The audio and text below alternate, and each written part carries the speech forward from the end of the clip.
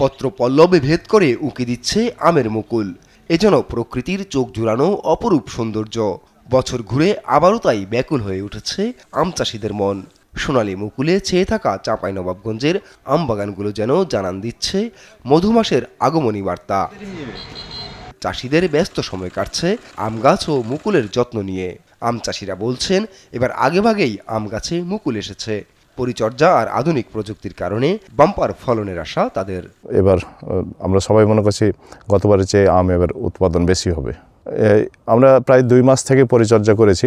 এখন একটু ঘন ঘন বালাইনাশক স্প্রে না করলে মুকুলটা নষ্ট হয়ে যাবে এবং যে ফুলটা ফুটবে এই ফুলটাকে রক্ষা করাই খুব কঠিন।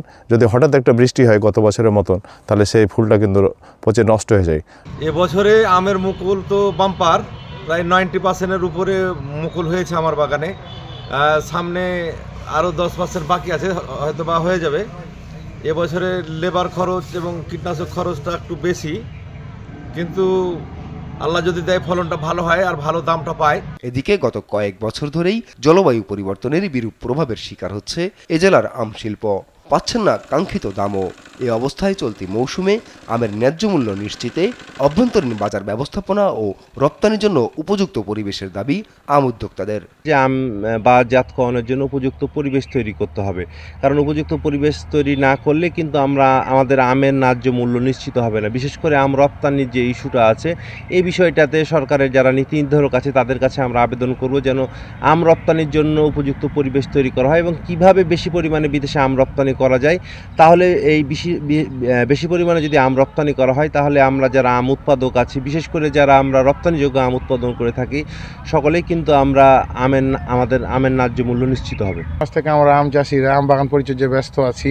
যেমন আমাদের বাগানে বালাইনাশক, কীটনাশক প্রয়োগ এবং সার প্রয়োগ, পানি সেচ প্রয়োগ, এগুলো প্রক্রিয়া চলমান এবং আবহাওয়া যদি অনুকূলে থাকে আমরা আম চাষিরা এবার আশা করতেছি যে আমের ন্যায্য মূল্য পাবো এবং বাজার ব্যবস্থাপনা যদি ভালো হয় তবে আমরা পূর্বের ক্ষতি কাটিয়ে উঠে আমরা আর্থিকভাবে লাভবান হব।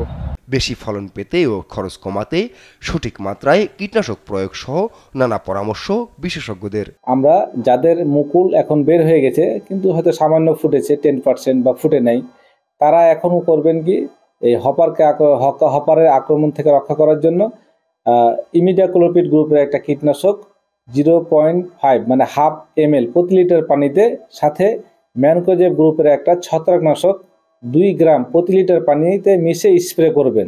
এবার অল্প খরচে নিরাপদ আম উৎপাদন করে বিদেশে রপ্তানি বাড়াতে উদ্যোগ নেওয়া হয়েছে বলে জানিয়েছে কৃষি বিভাগ। এখানে আমের উৎপাদনটা ঠিক আছে, শুধু এটি বাইরে নিয়ে যাওয়ার যে প্রক্রিয়াগুলো আছে সেগুলো একটু সহজীকরণ করার জন্য যে কাজগুলো করা লাগে সেটা আমরা ঊর্ধ্বতন কর্তৃপক্ষ ইতিমধ্যেই নজরে দিয়েছি, ওনারা এটি নিয়ে কাজ করতেছেন। কৃষি বিভাগের তথ্য মতে এবছর জেলায় 37,504 হেক্টর জমিতে আবাদ হচ্ছে নানা জাতের আম।